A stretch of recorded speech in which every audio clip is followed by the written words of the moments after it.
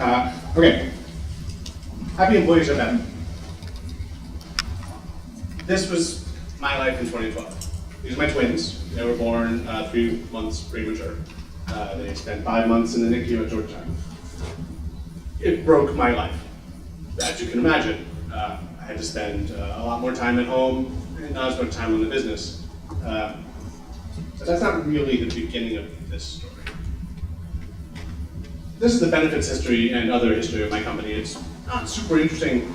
Basically from 94 until 2000, we tried a bunch of things and something failed and something succeeded. We had all the normal benefits by 2000, including parental leave, which we had 6 weeks of parental leave available. When half your company takes parental leave and you have 6 weeks of parental leave, then you don't get to have profit that year. So, so now we have 3 weeks of parental leave, and that seems to be better. By 2003, things were going great, and then we nearly failed. We had to lay off 80% of our staff, and lost 80% of our work, and when we were just on the cusp of closing the company, when we were able to bring it back out, pull it out of the die that was in, or whatever metaphor you like to use. So we were able to start growing, and we've grown ever since 2005. In 2008, we dropped our PEO, so we brought all of our benefits in-house. You don't have a PEO, they're great until you hit a certain point, and then you chafe against them, and it's really annoying, so you drop them. So that's what we did.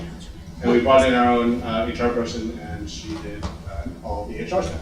And by 2009, we were a real company. We had 10 million in revenue, we were hiring, we were growing, everything was great. It was super easy to hire people because we figured, because our benefits were good. We didn't realize that 2009 was a great time to hire people because they couldn't get jobs elsewhere. So, so they didn't really care what the benefits were. They just wanted, a job. So we didn't realize that this was going to be the start of something different. And then 2012 happened. So after 6 months off from my business, where my executive team ran the business, I started to think about what somebody who wasn't in my position would do. How would my employees handle something like that? I mean, 6 months, you can't stop working for 6 months and still eat in most cases. And I was able to, I'm super lucky, but my employees were not. And so I can't obviously give them all the resources that I have, but I started wondering what I could give them. So I started doing research. I started thinking through, I've been in EO for 20 years, and I've been to all of the speeches by everybody. If you haven't seen Jack Daly yet, he's awesome. He yells a lot, he gets really sweaty, and he talks all about sales. But not specifically sales, what he's actually talking about is how to make salespeople happy. And he does things like, he makes sure that they get wine on their first day, and he gives them flowers, and he does all this stuff for them, and I thought, well, that sounds interesting. Maybe I could try that. So we started sending flowers to our employees once they accepted our offer, and we send wine to their house on their first day. What Jack said was the goal is so that when they go home after the first day of work, instead of saying, it's kind of like every other company, they say, oh my God, this is the best company I have ever worked for. I will never leave them.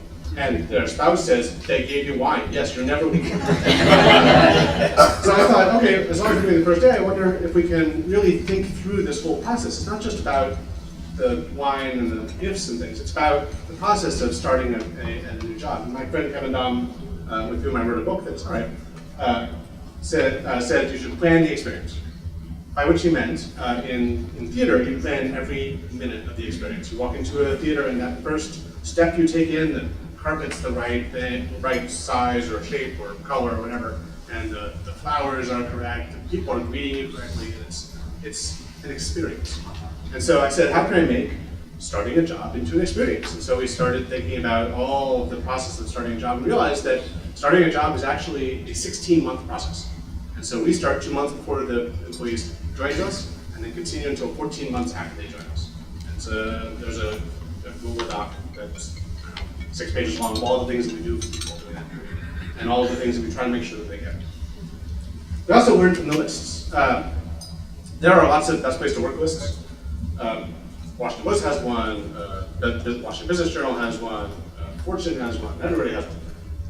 They all have the list of the companies, but they also have articles that the journalists write that say, we really thought this company was interesting because, they don't say it that way, but this company has their dogs do all the typing for people. And we thought, boy, that'd be kind of neat to do the dog typing thing. So what I did is I created a spreadsheet where on the left column it had all of the things that the journalists had found interesting in each company. And in the middle column it said how much I thought it would cost. And the third column was whether we could do it or not. And we didn't do everything all at once. I mean, that'd be insane and very complicated and hard to manage, but that was our to-do list for the next 3 years. I also started doing a personal orientation. Now I stole this from an EOer, and I don't remember who it was, but thank you. The idea is that every new employee who comes in sits down with me for, it started out at 1 hour and now it's at 4 hours.